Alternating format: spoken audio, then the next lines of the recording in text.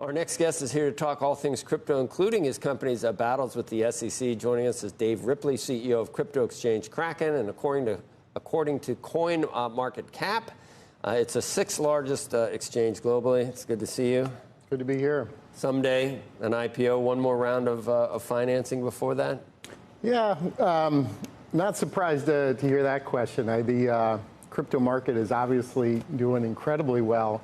Contrast that to just last year, about around this time, Bitcoin, negative sentiment, low price. Now we're at all-time highs, and we've been here for a while. So, as you might imagine, Kraken's seeing great success throughout this year as well. SEC's in your face from time to time, right? You settled one of the issues. You got another one pending, and when does that? Is that today? Yeah, there's actually our oral arguments for the motion to dismiss is today, and the motion to dismiss is basically our argument that this shouldn't even go to trial. And if we look at what's happening here and kind of contrast, what do they say? Just for viewers, what is the SEC contending? They're contending that some of the digital assets, cryptocurrencies, actually qualify as securities, and therefore they're traded on. So you're not registered as that. Well, yeah. Which of course there's not actually a path to register, but if we look at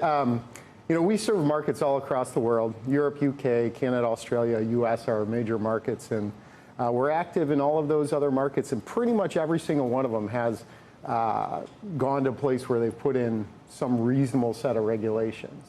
And we contrast that to here in the US, basically a rogue regulator pursuing this path of regulation by enforcement. And meanwhile, we have Congress actually trying to pass bills to put something in place that's meaningful and appropriate for this. Who do you think should be regulating the industry if it's not the SEC? What would you like Congress to do? Well, right now there's a bill that actually just passed the House with solid bipartisan support, 279 votes, I believe, the FIT 21 bill. And that actually puts forth a structure where both the CFTC and the SEC would regulate depending on the digital assets. So, for the most part, many of the digital assets would actually come under the purview of the CFTC. Would you say that you're seeing a more receptive Congress at this point? Maybe not the executive branch, I guess. Well, it's kind of all of the above. I mean, when we came into this year, the executive branch, like you noted, has been, via the FCC primarily, has been, strongly negative to cryptocurrencies, let's just say it. But there have been many supporters throughout the U.S. government. I mean, I visit D.C. periodically and met with many people in Congress, the Senate, and there are a number of supporters there. And I think over the past several, maybe 2 months or so, we've seen kind of strong support and now bipartisan support as well.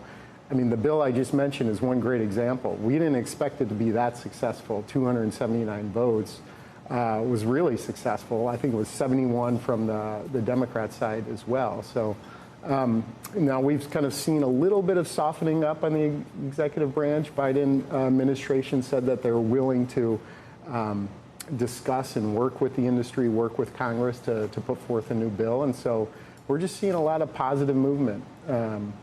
When you hear, where do you think it came from in the Biden administration? I mean, Senator Elizabeth Warren, we know how she feels about it. Gary Gensler, they bring up the only use case for it is for, I don't know, money laundering or ransomware.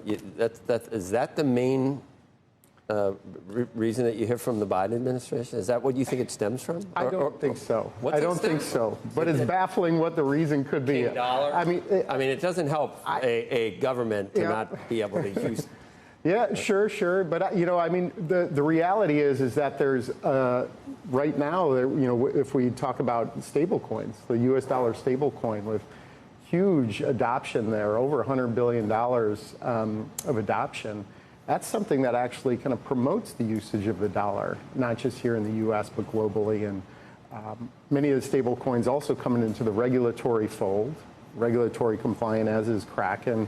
following the regulations that are in place for anti-money laundering and so forth. So I really don't think that's the answer, but it is baffling because then you ask the question, well, what could it be? And it's a bit of a mystery. So the election's coming. Do you think former President Trump is sincere about his recent comments about crypto? Does he understand crypto, Bitcoin? Do you take him at his word that it would be a friendlier touch? Yeah, everyone goes on a journey with Bitcoin and cryptocurrency. I did myself, and his comments on Bitcoin and cryptocurrency are recent. So I would hope that he's kind of on that learning journey, learning more about it. When individuals actually take the time to learn about Bitcoin and cryptocurrency, it's almost always a positive outcome. 2024 will be the year of more accommodating regulation and an IPO for your company? So 2025 was your question? I think... No, 2024. Oh, this year. Okay, we got to go quicker. No, 2025. 2025 then. Is more, you can change it. The accommodating regulation, I think we're absolutely on our way with the passage of this bill in the House, and potentially we get there this year with the passage of the bill. But for you, 2025. And then as far as Kraken, fundraise, IPO, all these things are out there. It's timing is not something that we're defined specifically at this point in time. Okay.